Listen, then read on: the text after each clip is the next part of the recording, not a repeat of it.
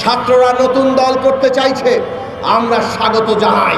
অভ্যুত্থানের চৈতন্য নিয়ে, আকাঙ্ক্ষা নিয়ে যদি নতুন দল হয়, তাহলে ছাত্রদের একাংশ তারা যদি দল গঠন করে আমরা স্বাগত জানাবো। কিন্তু ক্ষমতায় থেকে দল গঠন বাংলাদেশের মানুষ ভালোভাবে চায় না। রাজপথে আসেন, জনগণের ভেতর থেকে নতুন দল গড়ে তোলেন, যেমনটা আমরা গড়ে তোলার চেষ্টা করেছি। আমাদের ইতিহাস, সংগ্রামের ইতিহাস, আগামী ইতিহাসও জনগণের স্বার্থের পক্ষে, তার বৃহত্তর স্বার্থের পক্ষে থাকবে।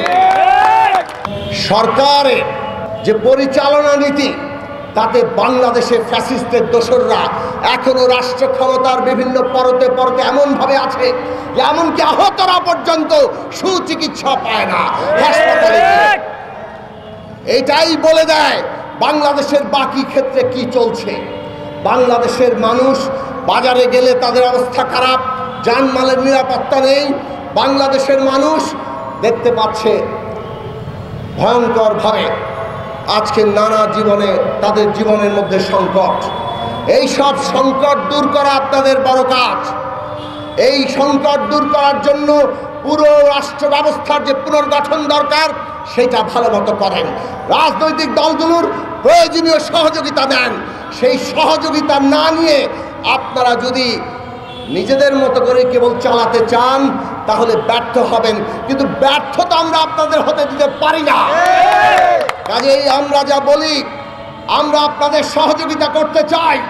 জাতীয় রাজনৈতিক কাউন্সিল গঠন করেন, ছাত্রদের জন্য ছাত্র কাউন্সিল গঠন করেন এবং সবাইকে নিয়ে বাংলাদেশ পরিচালনা করে গণতান্ত্রিক বাংলাদেশ তৈরি করেন।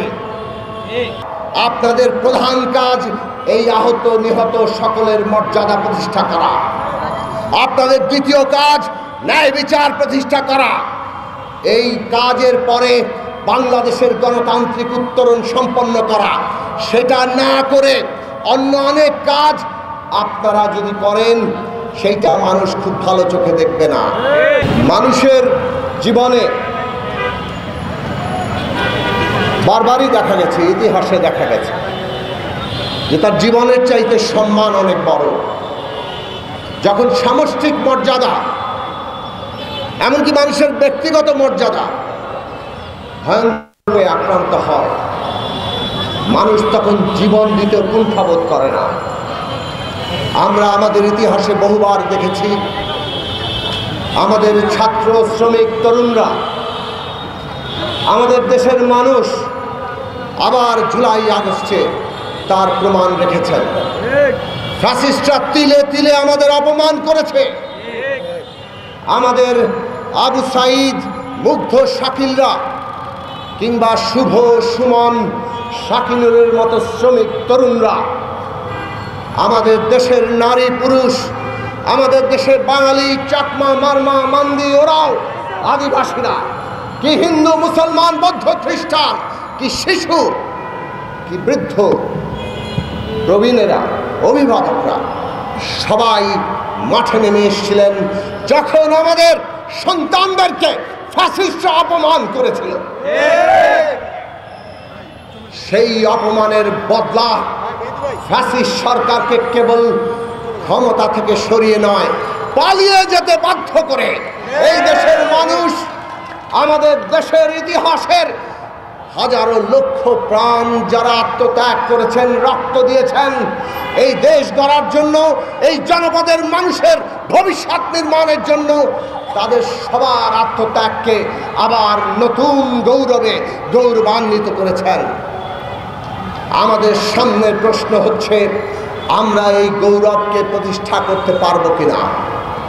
আমরা কি এই শহীদের আত্মত্যাগ, ৩০,০০০-এর উপরে যারা আহত হয়েছেন, এখনো কাতরাচ্ছেন, হাজারো ছাত্র, শ্রমিক, তরুণ যাদের চোখ অন্ধ হয়ে গেছে, হয় পুরোপুরি না হয় মারাত্মকভাবে ক্ষতিগ্রস্ত হয়েছে, আজকে প্রশ্ন, বাংলাদেশ তাদের এই আত্মত্যাগের যে পরিণতি, একটা সত্যিকার গণতান্ত্রিক বাংলাদেশ, বৈষম্যহীন বাংলাদেশ, সাম্যের বাংলাদেশ, মানবিক মর্যাদার বাংলাদেশ এবং সামাজিক ন্যায় বিচারের বাংলাদেশ তৈরি হবে কিনা, সেই পথে আমরা হাঁটতে পারবো কিনা।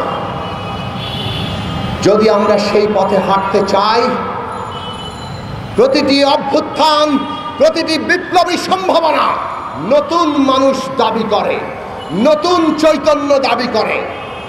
সমস্ত স্বৈর শাসক ফ্যাসিস্টরা তাদের নিজেদের মতো বাস্তবতা তৈরি করতে চায়।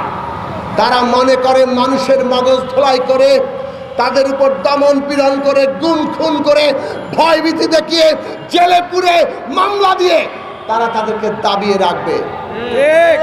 অনেকেই এই বাস্তবতা মেনে নেয়। মনে হয় তখন এই রকম জনগোষ্ঠীর জন্য বোধহয় এই রকম শাসনই অপরিহার্য, অথবা এটাই বোধহয় আবশ্যক। কিন্তু মানুষ বাস্তবতা বদলে দেয়।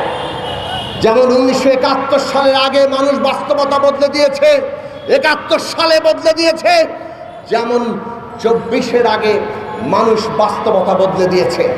ফ্যাসিস্টরা ভেবেছিল গুলি করলেই বোধহয় ভয় পেয়ে পালিয়ে যাবে, কিন্তু তারাও দেখেছে একটা গুলি করলে একটা মরে, কিন্তু আরো বহু 10 জন দাঁড়িয়ে থাকে। এই দাঁড়িয়ে থাকাই ওই আত্মমর্যাদা, এই দাঁড়িয়ে থাকাই নতুন চৈতন্য, নতুন মানুষের জন্ম। আজকে আমাদের সেই নতুন চৈতন্য আর নতুন মানুষের জন্ম দরকার।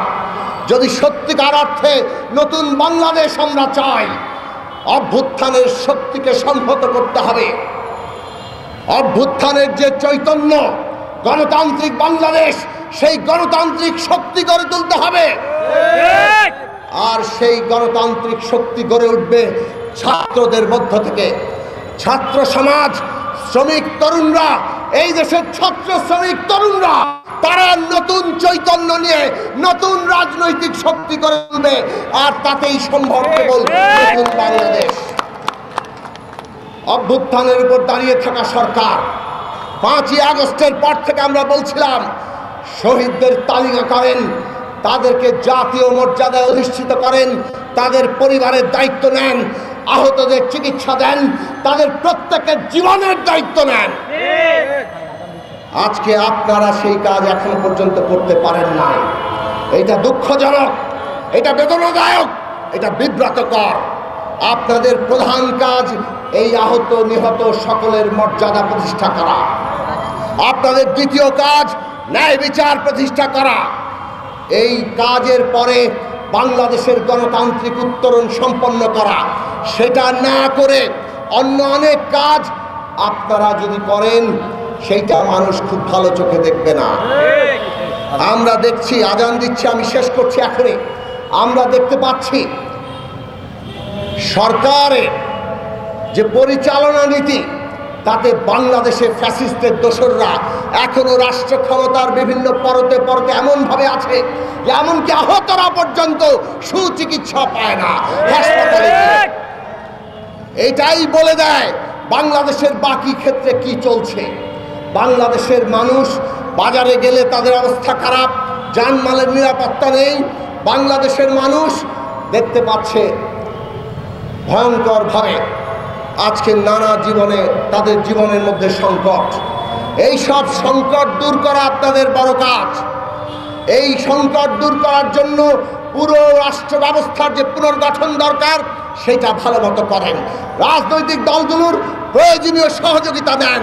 সেই সহযোগিতা না নিয়ে আপনারা যদি নিজেদের মতো করে কেবল চালাতে চান, তাহলে ব্যর্থ হবেন। কিন্তু ব্যর্থতা আমরা আপনাদের হতে দিতে পারি না। কাজেই আমরা যা বলি, আমরা আপনাদের সহযোগিতা করতে চাই। জাতীয় রাজনৈতিক কাউন্সিল গঠন করেন, ছাত্রদের জন্য ছাত্র কাউন্সিল গঠন করেন, এবং সবাইকে নিয়ে বাংলাদেশ পরিচালনা করে গণতান্ত্রিক বাংলাদেশ তৈরি করেন। ছাত্ররা নতুন দল করতে চাইছে, আমরা স্বাগত জানাই। অভ্যুত্থানের চৈতন্য নিয়ে, আকাঙ্ক্ষা নিয়ে যদি নতুন দল হয়, তাহলে ছাত্রদের একাংশ তারা যদি দল গঠন করে, আমরা স্বাগত জানাবো। কিন্তু ক্ষমতায় থেকে দল গঠন বাংলাদেশের মানুষ ভালোভাবে পায় না। রাজপথে আসেন, জনগণের ভেতর থেকে নতুন দল গড়ে তোলেন, যেমনটা আমরা গড়ে তোলার চেষ্টা করেছি। আমাদের ইতিহাস, সংগ্রামের ইতিহাস, আগামী ইতিহাসও জনগণের স্বার্থের পক্ষে, তার বৃহত্তর স্বার্থের পক্ষে থাকবে। বাংলাদেশ ছাত্র ফেডারেশন এই দেশে লক্ষ প্রাণের যে আত্মত্যাগ, সেই আত্মত্যাগ বুকে নিয়ে তার সংগ্রামের কাফেলা অব্যাহত রেখেছে। আরও সুশৃঙ্খলভাবে সারা দেশের ছাত্র তরুণদেরকে সংগঠিত করে অভ্যুত্থানের আকাঙ্ক্ষার বাংলাদেশ প্রতিষ্ঠায় ছাত্র ফেডারেশন ভবিষ্যতে সেই ভূমিকা রাখবে, সেই আশাবাদ আমরা রাখি। আগামীর বাংলাদেশ আপনাদের দিকে চেয়ে আছে। প্রস্তুত হন নতুন বাংলাদেশ তৈরির জন্য। বাংলাদেশ আর আগের জায়গায় যাবে না। কোনো বিশ্ব শক্তি, কোনো আমাদের প্রতিবেশী বাংলাদেশকে পদানত রাখতে পারবে না। এই বাংলাদেশের রায় এবং এই বাংলাদেশে সমস্ত খেটে খাওয়া মানুষ সবার মানবিক জীবন নিশ্চিত করতে হবে। সমস্ত ছাত্রের শিক্ষা শেষে কোনো রকম তদবির ঘুষ ছাড়া কর্মসংস্থান নিশ্চিত করতে হবে। আগামী দিনের সেই অর্থনীতি, আগামী দিনের সেই রাজনৈতিক ব্যবস্থা, নতুন রাজনৈতিক বন্দোবস্ত, সেইটা প্রতিষ্ঠার শক্তি গড়ে তুলুন। সেটাই আমাদের সামনের পথ। আপনাদের মঙ্গল হোক, আপনাদের জয়যাত্রা এগিয়ে চলুক, সেই কামনা রেখে আমি আমার বক্তব্য শেষ করছি। আপনাদের সবাইকে ধন্যবাদ।